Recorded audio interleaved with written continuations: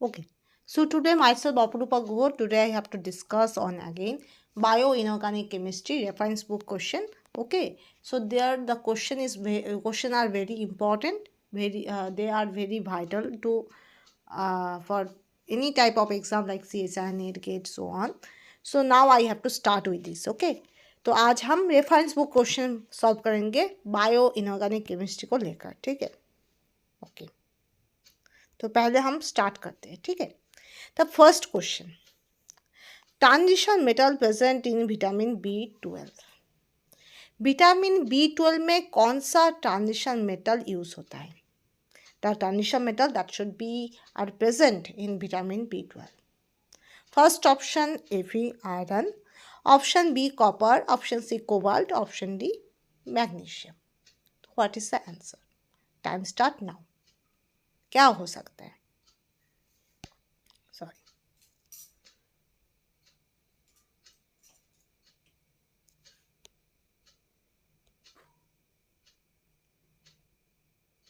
देखो क्या हो सकता है.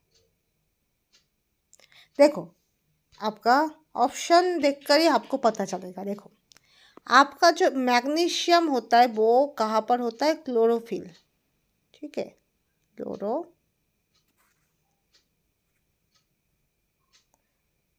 क्लोरोफिल.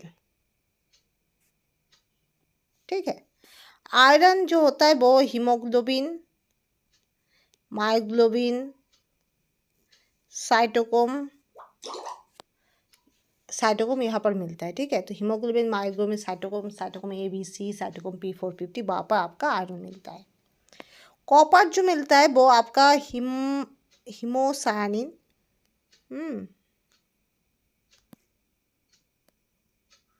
और आपका हीमो एरिथ्रिन में पाया जाता है. Haemo erythrin.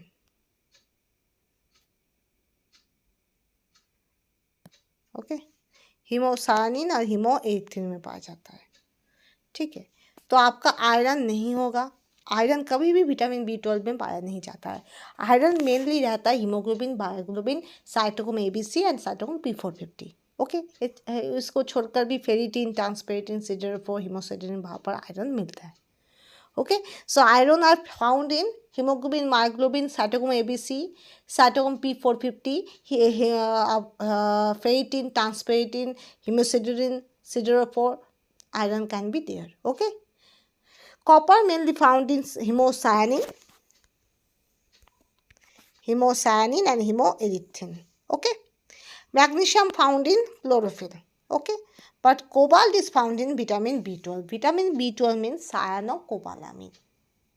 Cyanocobalamin, and there must be mainly cobalt can be found. Option C is the correct answer. Okay. Okay. This is also wrong. This is also wrong. Option C is the correct answer. Okay. Next.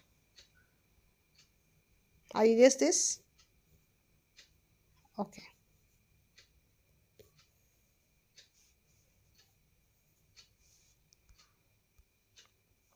Next question. Match the following. Column 1, liver alcohol dehydrogenase, cytochrome C oxidase, hemocyanin, myoglobin. Column 2, there must be first one copper at the active site, second one Fe and copper at the active site, third one zinc at the active site, fourth one Fe at the active site, fifth one molybdenum at the active site, and sixth one copper zinc at the active site. यहाँ पर आपका यहाँ पर 4 option दिया गया है. यहाँ पर 6 ऑप्शन दिया गया है. तो मतलब ज़्यादा प्रोवाइड किया है तो थोड़ा तो कन्फ्यूजन होगा. ठीक है. अगर 4 होता तो कन्फ्यूजन थोड़ा कम होता. 3 अगर आप इजीली बाहर कर सकते हो तो 4 जो लास्ट वाला होता है मतलब 4 अगर हो कॉलम 1 में 4 और कॉलम 2 में 4 तो क्या होगा आपका 3 अगर आप फाइंड आउट कर दो तो 4 ऑटोमेटिक फाइंड आउट हो जाता है. पर अगर आपका कॉलम 1 में कम है कॉलम 2 में ज़्यादा या फिर ऑपोजिट दैट इज़ कॉलम 2 में कम है कॉलम 1 में ज़्यादा तो तब प्रॉब्लम हो जाता है. अगर आप 3 अगर फाइंड आउट कर भी लो आपको चौथा में भी प्रॉब्लम हो सकता है. ठीक है. तो this is the problem. Okay. There must be a problem that if column 1, column 2, there are same number of options are there. So you can easily, if you find out C, three answer, you can automatically know that is the fourth one, that should be this. Okay, but that is not so in that case, where the column 1 is less option, column 2 more option, or vice versa, that is column 2 having 4 option, column 1 having more option. So there must be, obviously there must be confusion generated more. Okay, but still there are some options are there, you see. So by eliminating this option, you can predict which one is the correct answer. Okay, first आप देखो, first you have to see that is which one you know. If you know one thing, first match this one thing. If you know second दो option, if you match two option correctly, you can see these two option in this option is in which option that are given. So by option eliminating, you can get the correct answer here. Okay, so first one you know, एक आप जानते हो haemocyanin. Haemocyanin में क्या रहता है, बोलो.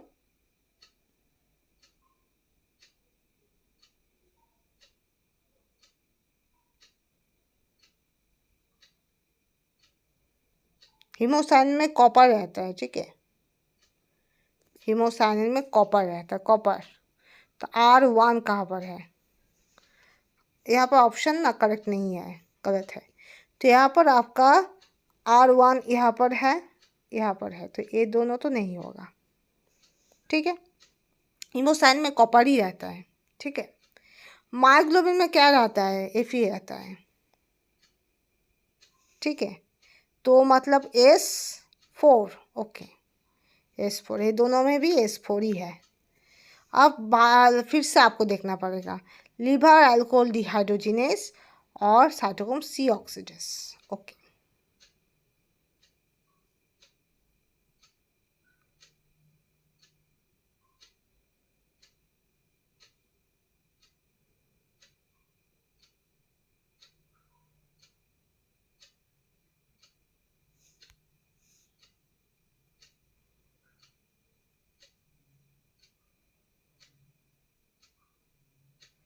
यहाँ पर zinc at the active site होगा आई थिंक, तो ऑप्शन बी करेक्ट होगा. ठीक है, ऑप्शन बी करेक्ट होगा. फिर भी देख लेना, cytochrome C oxidase I think zinc होगा, क्योंकि हीमोग्लोबिन में तो Fe होता है, हीमोसायनिन में कॉपर होता है. साइटोक्रोम सी ऑक्सीडेस में आई थिंक आपका जिंक होता है. लिवर अल्कोहल डिहाइड्रोजिनेस में आपका सॉरी साइटोक्रोम सी ऑक्सीडेस में 3 रहता है. थ्री बोला गया है कहीं पर भी, 3 नहीं बोला गया है. ठीक है, आपका यहाँ पर 2 ऑप्शन है. 3 में है जिंक एट द लिवर को, ओ यहाँ पर क्यू भी मेंशन है, आपका Q2 है, Fe और कॉपर. अच्छा, ये आपका मेंशन ही है. ठीक है, तो आपका प्रॉब्लम है पी से, तो लिवर अल्कोहल डिहाइड्रोजिनेस जितना मुझे लगता है आपका 6 होगा, तो ऑप्शन ए करेक्ट होगा. ठीक है, option A, I think so. Okay, I have to check again. Okay, next question, क्योंकि यहाँ पर ऑप्शन करेक्ट नहीं है. ठीक है, तो I think liver alcohol dehydrogenase वहाँ पर आपका 6 ही होगा. ठीक है, next one option match the following 3. Okay, ferritin, vitamin B12, cytochrome and valinomycin. Okay, column 2 electron transport, iron 4 oxygen transport into fixation, organometallic enzyme, iron storage. देखो ferritin आपका iron storage के लिए यूज़ होता है. ठीक है, तो P goes to 6, P goes to 6 here, P goes to 6 here, P goes to 6. ये तो नहीं होगा, ये भी नहीं होगा. ठीक है, P goes to 6. ओके, अब देखो कोई कॉमन है, कॉमन तो नहीं है. Okay, vitamin B12 is organometallic compound. ठीक है, विटामिन B12 आपका ऑर्गेनोमेटालिक कंपाउंड ही है. ठीक है, क्योंकि vitamin B12 is the bio organometallic compound. ठीक है, first discovered bio organometallic compound. तो आपका Q क्या होगा, Q5 होगा. Q5 कहाँ पर है, यहाँ पर Q5 है, यहाँ पर क्या है Q4 है, तो ये ऑब्वियसली ये नहीं होगा. ठीक है, तो option D is the correct answer. यहाँ पर ऑप्शन ए है पर ऑप्शन ए नहीं होगा. ऑप्शन क्या लिखा है मैंने, ऑप्शन देख देख कर नहीं लिखा है, तो Q5 होगा। आपका विटामिन B12 आपका ऑर्गेनोमेटालिक एंजाइम है। फेरेटिन आपका आयरन स्टोरेज है। साइटोक्रोम आपका इलेक्ट्रॉन ट्रांसपोर्ट सिस्टम है, ये भी करेक्ट है। आपका साइटोक्रोम आपका इलेक्ट्रॉन ट्रांसपोर्ट है। और H2 आयनोफोर है। Valinomycin is ionophore, that is also correct. Valinomycin आपका आयनोफोर है। मुझे पता नहीं मैं क्या देखा है, मैं ऑप्शन गलत लिखा है सब जगह आई थिंक, बट ऑप्शन यहाँ पर डी होगा, ठीक है। Ferritin goes to iron storage. Ferritin, transferrin, siderophore, haemosiderin, they are all are used always to that is storage for iron। Okay जो आपका फेरेटिन, ट्रांसफेरेटिन, सिडेरोफोर, हिमोसेरेटिन वो हर वक्त क्या करता है, आयरन स्टोरेज करता है, ठीक है। और फेरेटिन, ट्रांसफेरेटिन में थोड़ा बहुत आपका आयरन का ऑक्सीडेशन स्टेट डिफर होता है, कहीं पर आयरन 2+2 ऑक्सीडेशन स्टेट, कहीं पर +3, ओके। और विटामिन B12 और विटामिन B12 कोएंजाइम दोनों ही क्या होता है, ऑर्गेनोमेटालिक कंपाउंड है। Vitamin B12 is the first discovered bio organometallic compound, okay. और नेक्स्ट वन साइटोक्रोम। साइटोक्रोम जो होता है वो इलेक्ट्रॉन ट्रांसपोर्ट के लिए यूज़ होता है। मैंने पहले बोला था जो इलेक्ट्रॉन ट्रांसपोर्ट का जो जरिया होता है, जो पथवे होता है, वो होता है BCA।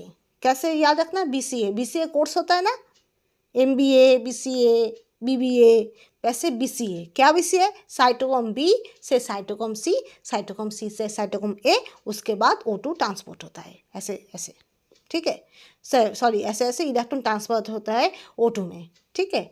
तो इलेक्ट्रॉन ट्रांसपोर्ट होता है साइटोक्रोम B से साइटोक्रोम C, साइटोक्रोम C से साइटोक्रोम A, तो इसलिए मैंने बोला है दैट इज BCA पाथवे, ठीक है। तो इलेक्ट्रॉन ट्रांसपोर्ट होता है साइटोक्रोम में, ठीक है। अगर आप साइटोक्रोम P450 भी बोलो, वहाँ पर भी इलेक्ट्रॉन का एक रोल होता है, ठीक है।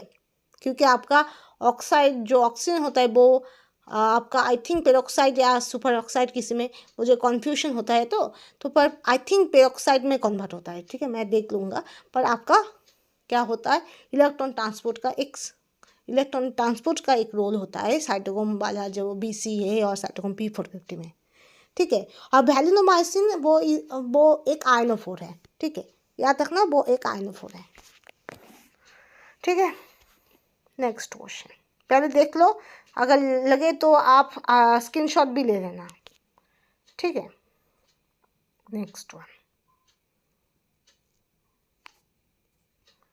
तो the metal present in carbonic anhydrase और कार्बोनिक पेप्टाइड्स दोनों में याद रखना आपका जिंक होता है as a metal, always present. Carbonic anhydrase और कार्बोक्सी पेप्टाइड्स दोनों का रोल अलग होता है, पर दोनों में जिंक रहता है, ठीक है, ओके। सुपर ऑक्साइड डिसम्यूटेस में 2 रहता है, एक कॉपर होता है, एक जिंक होता है। और कार्बोनिक एनहाइड्रेस और कार्बोक्सी पेप्टाइड्स में सिर्फ और सिर्फ आपका जिंक ही रहता है, ठीक है, याद रखना। Next one, in photosynthesis the predominant metal present in the reaction center of photosynthesis two. तो देखो फोटोसिंथेसिस में जो क्लोरोफिल है, क्लोरोफिल में आपका मैग्नीशियम रहता है, ठीक है। पर यहाँ पर क्लोरोफिल के स्ट्रक्चर के बारे में नहीं बोला है, यहाँ पर बोला है जो फोटोसिस्टम 1 और 2 होता है, वो फोटोसिस्टम 2 में किसका रोल होता है। तो याद रखना, वो मुझे भी बहुत अच्छा याद नहीं है, पता नहीं है, क्योंकि बायोलॉजी का पूरा रिलेटेड थिंग है। क्योंकि फोटो सिस्टम 1 और 2 केमिस्ट्री में MSc लेवल तक उतना पढ़ाया नहीं जाता है, ठीक है। सिर्फ पढ़ाया जाता है फोटोसिंथेसिस का क्या रिएक्शन वगैरह है, सोडियम पोटेशियम पंप क्या है, ये सब पढ़ाया जाता है। क्योंकि फोटोसिंथेसिस में बहुत सारी चीज़ें होता है, वहाँ पर आपका डार्क फेस रिएक्शन होता है, लाइट फेस रिएक्शन होता है, फोटो सिस्टम 1 होता है, फोटो सिस्टम 2 होता है। फोटो सिस्टम 1 को जेट टाइप मैकेनिज्म बोला जाता है। वहाँ पर आपका वहाँ पर उसके साथ रिलेटेड होता है रेस्पिरेशन में आपका ग्लाइकोलाइसिस होता है, केप्स साइकिल होता है, PGA, PGLD, NADPH और FDP सबका एक अलग अलग रोल होता है। माइटोकॉन्ड्रिया में आपका केप्स साइकिल में 38 ATP प्रोड्यूस होता है। बहुत सारा चीज़ होता है जो केमिस्ट्री में नहीं लगता है, ठीक है। पर इसलिए फोटोसिस्टम जो 2 और फोटोसिस्टम जो 1, इसके अगर क्वेश्चन आए तो बहुत सारा लोग नहीं कर पाएगा, दैट इज़ नेचुरल। तो जब ऐसा क्वेश्चन आ जाए और आपको थोड़ा भी पता नहीं है फोटोसिस्टम 1 और 2 का, तो अब आप जाहिर सा बात आप अटेंड मत करना अगर नेगेटिव मार्किंग हो। अगर AWB सेट या फिर कोई भी सेट एग्ज़ाम ऐसा है जहाँ पर नेगेटिव मार्किंग नहीं है, तो वहाँ पर आप तुक्का लगा देना। आपका गेसिंग पावर है, जितना जो गेस होता है ना, वहाँ से आप यूज़ कर देना कि गेस करके कोई भी लगा देना, क्योंकि नेगेटिव मार्किंग नहीं है। पर अगर नेगेटिव मार्किंग हो तब आप इसको स्किप कर देना, ठीक है। तो यहाँ पर आपका मैंगनीज होगा, ठीक है। Next question, the number of oxygen molecule that a molecule haemerythrin can transport. Haemerythrin में 8 होता है, 8, ठीक है, 8 ऑक्सीजन मॉलिक्यूल ट्रांसपोर्ट होता है। Number of oxygen molecule haemerythrin can transport. Then nature has chosen zinc 2 ion at the active site of many hydrolytic enzyme because बहुत सारा hydrolytic enzyme में आपका जिंक को यूज़ करा जाता है। कौन यूज़ किया है? नेचर ने। क्यों यूज़ किया है? Why? Zinc 2 is a poor Lewis acid. Poor Lewis acid है। ल्यूइस एसिड मतलब क्या है? जो इलेक्ट्रॉन एक्सेप्ट करते हैं उसको हम बोलते हैं ल्यूइस एसिड, और जो डोनेट करते हैं उसको हम बोलते हैं Lewis base. who donate electron pairs, they are called Lewis base, and who accept it, they are called Lewis acid. So here zinc 2 is not a good Lewis acid, that is first option is given. Second option, zinc 2 forms both 4 and higher cohesion complex, that is cohesion number मतलब क्या होता है? जितना सारा ligand जुड़ा होता है एक मेटल के साथ, how many ligands that are attached with the metal, that is called cohesion number. Okay, how many ligands are attached with the metal, that is called cohesion number of that metal. So here say that zinc 2 forms 4 and higher cohesion complexes. Okay, next one, zinc 2 does not have chemically accessible redox state. मतलब zinc 2 का ज़्यादा chemically accessible redox state नहीं है, मतलब variable redox state मतलब oxidation state नहीं होता है। बहुत सारा मेटल का वेरिएबल ऑक्सीडेशन स्टेट होता है, पर जिंक 2 का नहीं होता है। Next one, zinc 2 forms weak complex with oxygen donor ligand. Oxygen donor ligand के साथ जिंक 2 क्या होता है? वीक कॉम्प्लेक्स प्रोड्यूस करता है। तो कौन सा होगा? देखो, zinc 2 is a poor Lewis acid, इसका यहाँ पर कोई रोल नहीं है।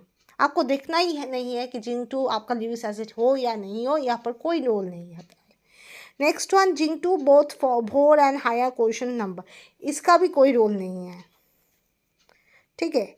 और फॉर्म्स वीक, इसका भी रोल नहीं है। इस यहाँ पर ऑप्शन सी होगा, क्योंकि जिंक 2 जो होता है वो 3d10 और 4s2 होता है।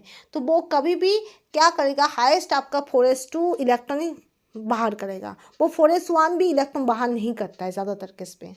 वो अगर बाहर करे तो 4s2 इलेक्ट्रॉन बाहर करता है, और वो जिंक 2 जैसा ही एग्जिस्ट करता है। ओके, तो zinc always exist as zinc 2 specially, that is normally. Okay, and because 4s2 can be when eliminated, there must be full d orbital will be there, that is 3d10, and this 3d10 never be used to remove this electron. Okay, because fulfill configuration. Okay, so that's why zinc 2 never have variable oxidation state and never have variable redox state. So that's why mostly zinc 2 are stable, so that's why it is used as a for many hydrolytic enzyme. Okay, next one, the metal transpired by bacteria and fungi using siderophores and siderocombs. क्या use होता है? Iron. मैंने पहले ही बोला है कि जो ferritin, ट्रांसपेरेटिन, सिडेरोफोर, यहाँ पर क्या रहता है? आयरन रहता है। तो आपका ऑप्शन क्या होगा? आयरन होगा। जिंक नहीं होगा, कॉपर नहीं होगा, और मोलिब्डेनम नहीं होगा। क्या होगा? आयरन होगा। ठीक, next, zinc in carbonic anhydrous is coded by 3 histidine, okay, 1 water molecule, okay. The reaction of CO2 with enzyme is example. तो जो CO2 एक होता है आपका वाटर से रिएक्शन नहीं होना, एक कार्बोनिक एनहाइड्रस, और दूसरा होता है वाटर के साथ कोडेड होना, ठीक है। जो कार्बोनिक एनहाइड्रेस का जो साइकिल होगा ना, वहाँ पर देखना, वहाँ पर एक पहले कार्बोनिक एनहाइड्रेस का एक स्ट्रक्चर होता है, उसके बाद वहाँ पर आपका CO2 का एक स्ट्रक्चर होता है, वो ओपन स्ट्रक्चर, उसके बाद वो वाटर के साथ इंटरेक्ट करता है, उसके बाद फिर से वाटर एलिमिनेट होकर फिर से पहले जैसा जो स्ट्रक्चर था वो हो जाता है। तो ऐसे एक साइकिल होता है जहाँ पर लॉट्स ऑफ रिएक्शन होता है और लॉट्स ऑफ स्ट्रक्चर प्रोड्यूस होता है, ठीक है। एक एक स्टेप एक साइकिल होता है। तो जहाँ पर आपका जो कार्बोनिक एनहाइड्रेस वो वाटर के साथ कनेक्ट होता है, तो वहाँ पर कैसा रिएक्शन होता है, कार्बन डाइऑक्साइड और reaction of CO2 with enzyme is example of कैसा रिएक्शन होता है। वाटर मॉलिक्यूल होता है, हिस्ट्रीन होता है, ठीक है। तो वाटर होता है, हिस्ट्रीन मॉलिक्यूल होता है, उसके बाद कार्बन डाइऑक्साइड के साथ एक रिएक्शन होता है साइकिल में, ठीक है। तो वो कैसा रिएक्शन होता है, तो याद रखना वो इलेक्ट्रोफिलिक रिएक्शन होता है, क्योंकि आप जानते हो कार्बन डाइऑक्साइड जो होता है, कार्बन डाइऑक्साइड जो होता है, कार्बन डाइऑक्साइड के साथ रिएक्शन होता है। पहले क्या होता है, जिंक, यहाँ पर सोचो आपका हिस्टीडीन, इसको बोला जाता है एन हिस्टीडीन, ऐसे एन हिस्टीडीन, उसके बाद एन हिस्टीडीन, अरे भाई हिस्टीडीन है, ठीक है।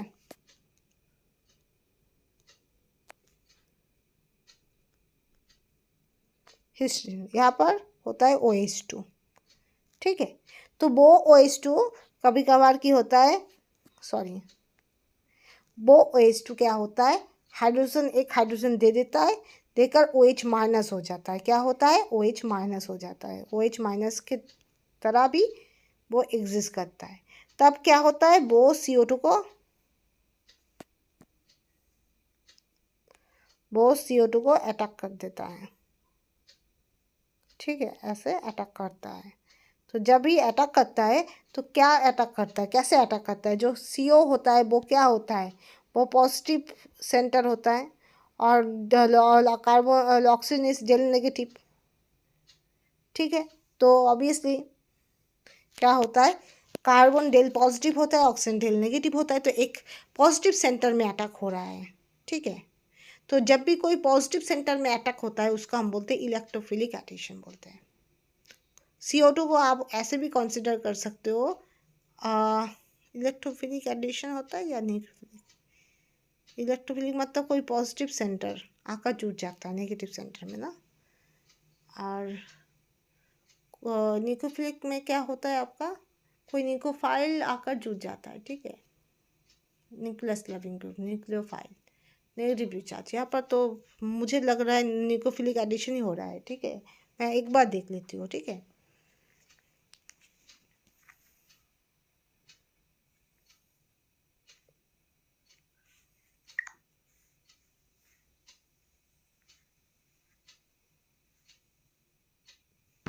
One minute.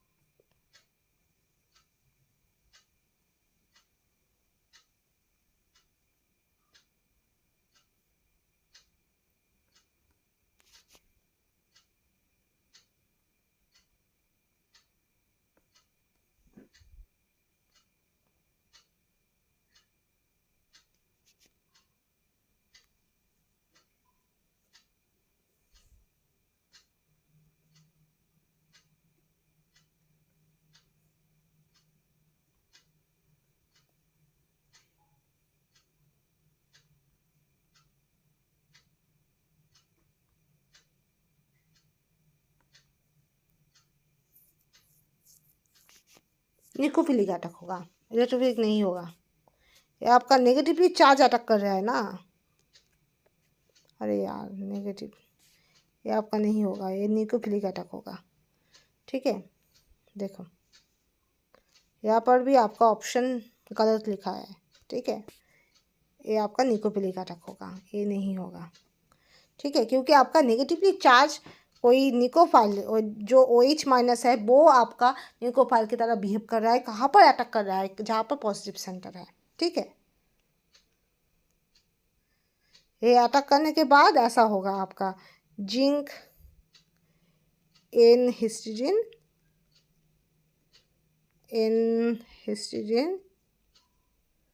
आपका इन हिस्टिडिन, उसके बाद ओ,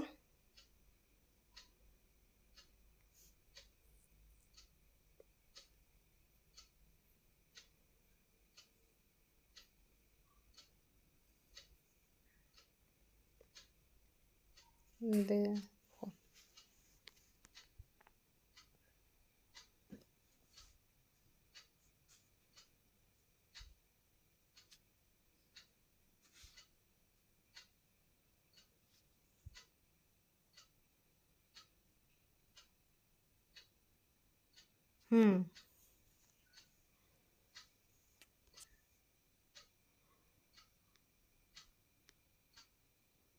दिस और यहाँ पर आपका ये जो चीज़ है ये ऐसे भी रह सकता है, ठीक है, ऐसे भी रह सकता है।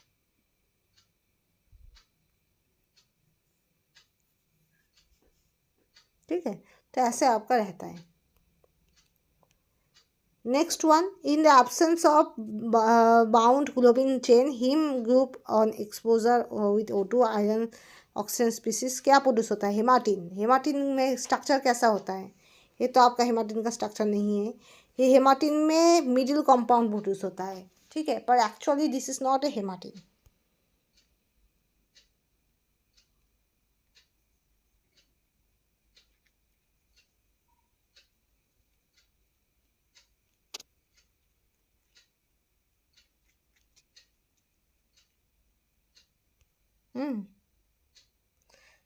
ये आपका मिडिल में प्रोड्यूस होता है, हेमाटिन प्रिपेयर होने के पहले आपका ये प्रोड्यूस होता है, पर एक्चुअली ये आपका अल्टीमेट हेमाटिन नहीं है, ये भी आपका अल्टीमेट हेमाटिन नहीं है, ये भी आपका रिएक्शन में पहले प्रोड्यूस होता है।